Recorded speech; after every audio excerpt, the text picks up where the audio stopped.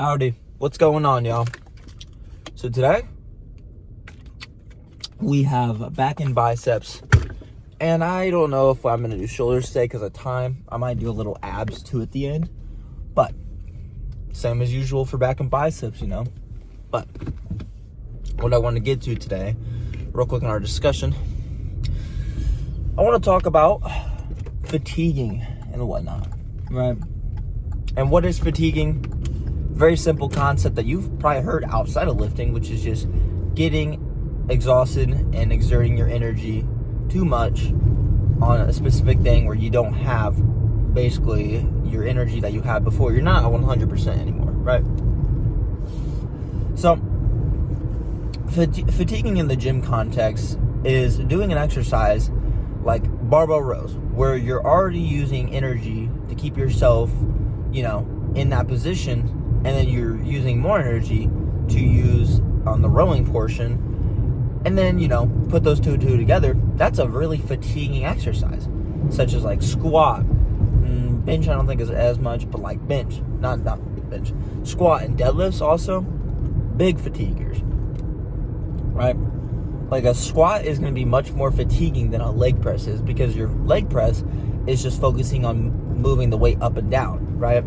And maybe not crushing your legs by, fully locking out. But squat is balance, going up and down, not falling back. So I guess balance, all that kind of stuff, right? So in a easier kind of way to think about fatiguing, the less you're doing in a movement, the less fatiguing it is, right? So like a more fatiguing, like a chest supported row is going to be less fatiguing than a non-supported chest supported row, right? Because you have this pad right here on your chest, so all you're doing is this, right? You're just rowing back. But maybe without a pad right there, you're going maybe forward and then going back. You're doing more movement. So yeah, the less movement in a movement, that really doesn't make a whole lot of sense, but the less movement there is probably less fatiguing. So, and the more fatiguing movements you have, the less, energy you'll be able to put out, right? So if I do, let's just say for an example, these are like more fatiguing movements I listed. So like, let's say I did back and legs for some reason, right? I was that type of guy. And I do squats, barbell rows, and then like a deadlift. Okay, I'm so fatigued, right? And then let's say I go to like a shoulder press with a barbell. At the end of that lift, I might be able to do 135 for 5, right? But on a usual day, I might do 185 for 5. Maybe not that drastic, but on a normal day where I started with shoulder press, I might be able to do 185 for 5 because I'm fresh and I'm not fatigued, right? But you can kind of feel when you're feeling fatigued, right? You might just have less energy, or your lifts aren't, as strong, or you're just feeling mentally out of it, because that mental side too, where it's like you're not able to fully lock in again, that has to do with fatiguing as well, right? That's why in like a day that you might be sick or something, like you just have like a little cold, you feel a little less locked in maybe because you're more fatigued because you're sick, right? Now that doesn't mean that you can't just lock back in and then you can, you're still going to be fatigued, right? And that's why your first rep and your 10th rep on a bicep curl are going to look drastically different. Not only because, you're doing the exercise and that's just kind of how muscles work, but fatigue sets in. And with fatigue sets in, your sets look different. I'm not going to say worse, but they'll look different. So, but plans for back, start off with I watched the Sam Sulek video, and he was talking about kind of do different things first, right? He used to always start out with the heavier movements like rows rather than a pull down, but he was saying, mix up your workout. Do more light squeezing pull downs first, and then go to a row, and vice versa. So I'm not really too sure what we're going to start out with. My heart is content with saying, let's go to a row first, right? Because it's a heavier movement. But I'm also thinking, what if I just switch it up a little bit? What if I fatigue my lats a little bit more so I can engage my back more? But then at the same time, I'm thinking, what if I just want to do a row first? It's a whole bunch of things, because I think rows are more fun too, personally. I think when you're really getting those last reps on a pull down, they're super fun. But a row is just always super fun, no matter what, no matter how you look at it. But I got to make this kind of quick because I got to be to work at 5:10. It's 3 o'clock. So I got 2 hours and 10 minutes. So I think I got to get back and rub down and all that. So this might be like an hour workout. So I'll figure it out. But yeah, same plans. Row. Maybe pull down. Definitely 2 rows. I'll pull down. And a couple bicep curls variations. Probably like an easy bar curl with a cable and a hammer curl on a cable. I don't know. We'll figure it out though. But yeah. All right. First movement we got of the day is a lat row. I know I said I might have done lat pull downs or something first, but I'm still doing a lat movement first. So this, train heavy. Keep your elbow and arm as close and as tight to your side as you can, so you get more lat activation. Make sure you get a deep stretch and train around the 4 to 12 rep range, going from 1 to 3 sets. I did 3 sets myself today.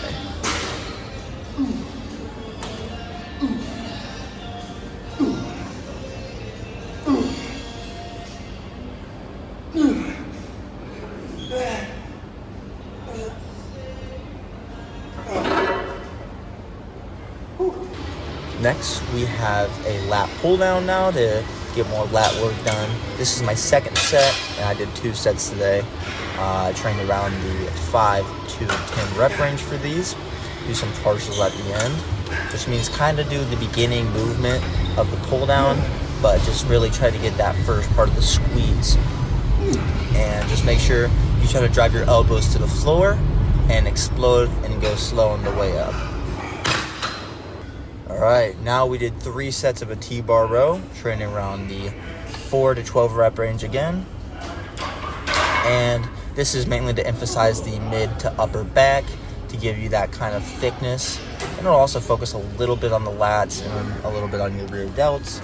But just make sure you're contracting your shoulder blades together and going on the way up, and then go slow on the way down to get a better stretch. And go as far down as you can comfortably on the way down to get more of a stretch on everything. And after you can't do any more full rows, turn them into Kelso shrugs, which is pretty much just doing the contracting of the shoulder blades first. Now our first movement to focus on our biceps is going to be a preacher curl. Just a really good movement to get the thickness in the bicep mainly, but also just a really good movement to feel contraction in your biceps. Make sure you really squeeze on the way up and go slow on the way down to get a deep stretch. I don't always recommend going fully on the way down on this one, kind of just leave a little room, but make sure you're still getting a good stretch on the way down to keep full tension. And train around the 5 to 10 reps for this, and do 2 to 3 sets for this.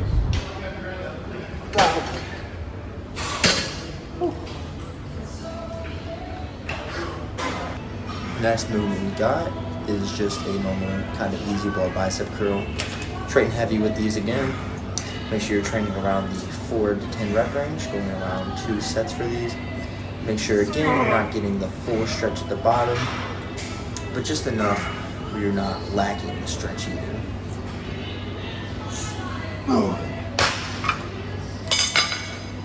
Now this is just for a pump to get more blood flow in the bicep. Train moderately light, train any reps less than about, I'd say, 18-ish. You don't have to get a full stretch here, but just mainly keep full tension in your biceps all the time. Squeeze as hard as you can on the way up. And just, if you need to, swing the reps up for an extra reps.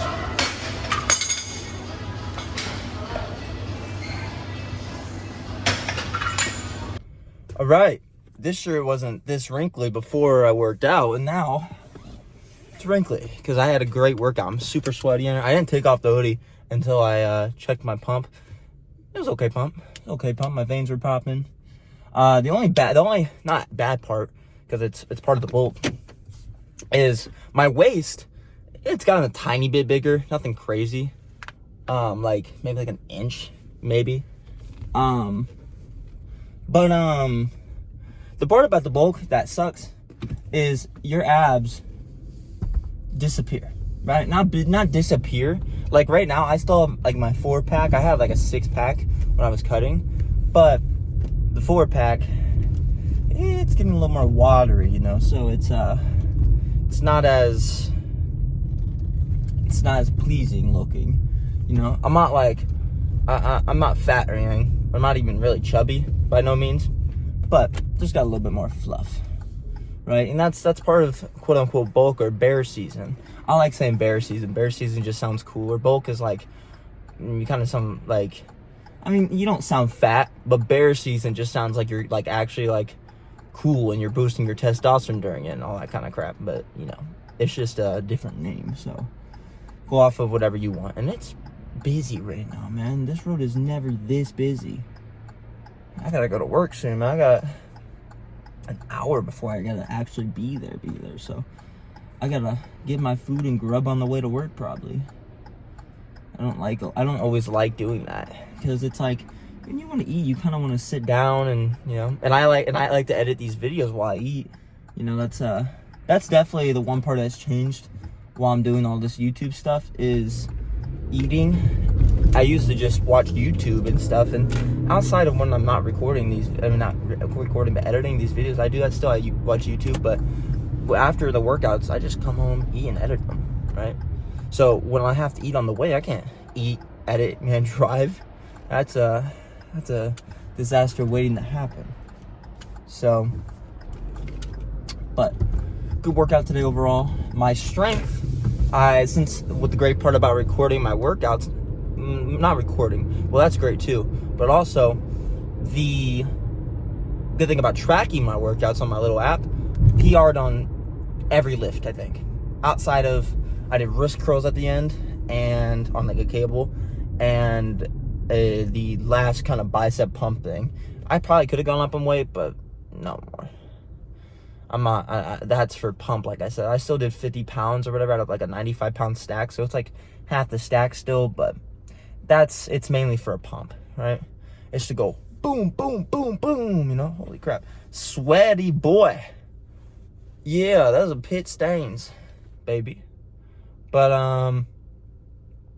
yeah. Good workout overall. I can't complain. Sweated a bunch.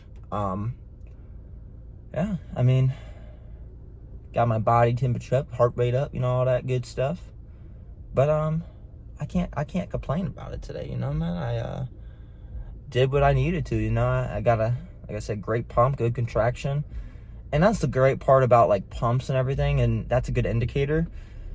If you have a good pump, you more likely had a good workout, right? Not always, because sometimes you could do, let's say you do 50-pound curls for 10. Well, let's say you grabbed the 20s and you did it for 30. I mean, you got a great pump. Well, you probably didn't get the most I don't know how you say it. I'd say hypertrophy. Hypertrophy, whatever the bodybuilding stuff, you're probably not getting the best bodybuilding workout. You're getting a great heart workout and like a, you know, CrossFit kind of longevity of life maybe workout, but you're not getting the most mass out of it, right? You're gonna feel like you do because you're getting a great pump. Your biceps may have got 3 inches bigger, but more likely, you know, you're kind of just doing reps. It's kind of just like almost like squeezing your arm like this repeatedly and getting blood flow in it. Like, yeah, you're still working the muscle kind of because you're getting blood flow, but you're not inherently really gaining much out of that. If your goal is to get bigger and stronger, definitely not. Bigger, more likely not. I know like Andre Smav, that guy is a beast, right? That guy is actually a phenom, right? And he does crazy high reps. But he also, I mean, I don't even know, man. It's crazy. I know he does he's 350 pounds of lean mass, right? You know, when I say 350 pounds, you think of some sumo wrestler or something, or some really fat guy. No, this guy's lean. And he's doing almost, I think he's damn near a 500-pound pull-up. Like, what? He does 350 pounds body weight of one-arm pull-ups for a few reps. Can imagine that? I'm 190, 95-ish pounds, right? And I can't do a one-arm pull-up at all. This dude is 350-some pounds and is doing one-arm pull-ups for reps. Unbelievable. I mean, it's not even fathomable how you do that, you know? Let alone how you even pull up at anything over 270 pounds. Like, what? And the thing is, he's not like a 6'10" guy. He's like 6'2", 6'3", 6'1". So that's just all pure width, not height, width. So it's just crazy what that guy is capable of and how he'll continue to grow. And he's only like 26, so he's like in the prime time of his youth. You wouldn't think it is by the way he looks, but I would love to meet the guy. He can also speak English, even though he's a Russian guy. So I would love to have a conversation about him, or with him, I mean. But I would just love to see him in person, you know? Like, I've always thought that, wax museums should have, a bodybuilding one where it's you have, the old bodybuilders, like Ronnie Coleman and Marcus Rule and all those guys, and, a wax museum just to see actually how big they were in person. Because the thing is, a lot of people, like myself, and even people who were born back then to really watch them, you know, but they didn't get to see them in person, would just love to. I think personally it would just be dope just to really see in person and compare them, for myself, and just to see how massive these guys actually were. Because you can see it on video, right? Because the thing is, on video, I always thought Jay Cutler and Ronnie were 6'3", but they're actually 5'10" and everything, so 5'9"-ish, 5'8", but that's besides the point. But pretty much what I'm saying is these guys are freaking massive, man. You know, these guys aren't just average Joes. They're really just actually a beast, you know. But I think you already knew that, you know. But yeah, for the rest of the day, I gotta go to work, and then I'm gonna go back down to Huntington to see my wife. Now I got these wrinkles right now. They're messing me up. I go like that. I look old. I'm just babbling off right now. But I think that's the whole point of these car talks is, I'll have philosophical things to say, or I'll have kind of, whatever I want to say. But and then I just have these random things I like to say, because it's like I'm just talking basically almost to myself, but I'm having a conversation with another person too, which is you, who's watching this video. And if you make it this far, like I say in every video, I very much appreciate it, right? I don't know how many of you actually watch to the end of the video, so I don't know actually how many people even watch this portion of the video, but if you do, I appreciate you. But you're getting probably the most random crap that I could talk about right now. I'm literally talking about wrinkles on my forehead. But hey, you're here to stay, I guess. You're here to, listen to me babble about that, so hey, I appreciate it. But that's it for today's video. Thank you guys for watching. If you could like and subscribe for more videos. And obviously I'm gonna keep posting regardless if you like it or not, but it would just be much appreciated. I